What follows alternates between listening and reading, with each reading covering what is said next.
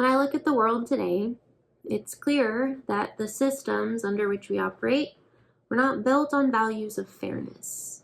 There is an unconscionable amount of injustice and suffering in our society, suffering that often gets written off because life isn't fair or that's just how the world works. It's clear that people suffer, life isn't fair, all people suffer, but I think it's undeniable that some people suffer much, much more than others. Similarly, some people are set up for greater success than others. Some people come from less traumatized families. They have better coping resources, better systems of support. To assume that these things happen for any reason other than random chance is unhelpful for me. If I believe that I was born into the life I have now for some grand cosmic purpose, that means that a child was born into a slum in some country ravaged by colonialism only to die of a preventable illness before the age of 10 for a reason.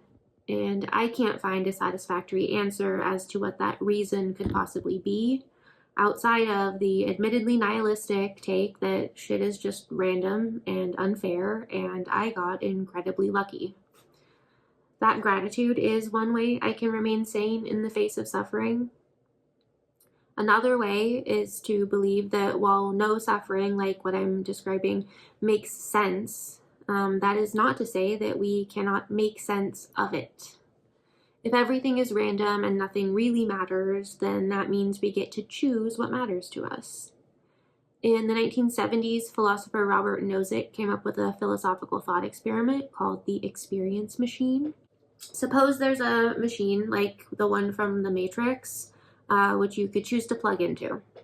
If you choose to plug in, your body would live the rest of its natural life, and all your basic needs for food, safety, cleanliness, etc. would all be met, while your consciousness would be experiencing what is essentially a virtual reality.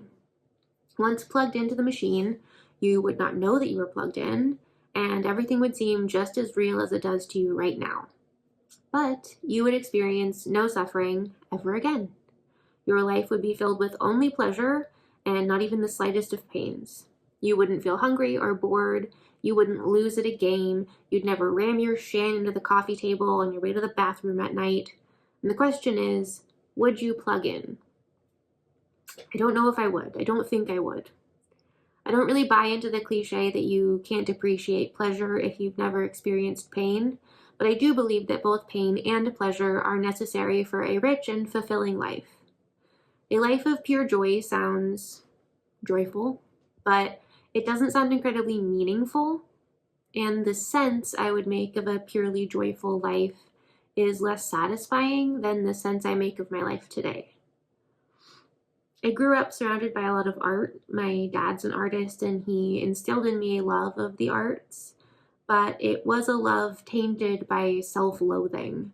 He encouraged me and supported me in becoming technically proficient at painting, but discouraged true expression and drilled into me that art was purely a hobby, never something to be pursued as a career.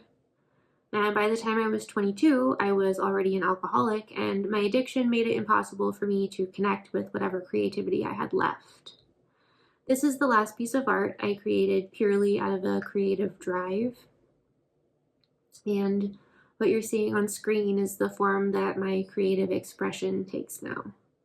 I have a memory from a time when I was 12 years old-ish. We had just moved here from Seattle, and my dad took me up to the top of Mount Spokane to paint. I was having a hard time with perspective, and his attempts to coach me eventually devolved into him screaming, "Draw what you see, not what you think you see," and me crying because I didn't understand what that meant. Many years later, I found his copy of Drawing on the Right Side of the Brain, which he had had since his early 20s. It gives similar advice, albeit with a clearer explanation. It also talks about how learning to draw involves releasing your latent inner creativity, not contriving creativity out of whole cloth. Picasso famously said, "Every child is an artist. The problem is remaining one once you grow up." It's not about learning to be creative. The essence of art is already within each person. We all have a unique voice, and when we experience trauma, that voice changes. We can learn that our own unique spirit is not worthwhile. I spent about 8 years in active addiction from around 17 to 25. And during that time, I experienced a lot of trauma, which compounded the trauma I'd already experienced as a child. During that time, I stopped painting. And the thing is, I haven't gone back. I have done a few commissioned pieces here and there, like the murals I did at these treatment centers, but I haven't put acrylic to canvas. And in the same way that I can't go back to the person I was before I experienced my traumas, can't turn a pickle back into a cucumber, as they say, I don't think I can go back to being the same type of artist I was before. I used to think the only legitimate type of art was the type I was taught to value, which was realism. But that's a notion I'm slowly learning to challenge. I'm still working on legitimizing crochet to myself as a valuable form of self-expression and a worthwhile act of self-care. It is work that is uncomfortable and embarrassing, but it's work that I wouldn't get to do if I were plugged into the experience machine. Picasso also famously said, "It took me 4 years to paint like Raphael. It took me a lifetime to paint like a child." And it may be a lifetime of work to process and heal, but it's a process, a life that I'm choosing.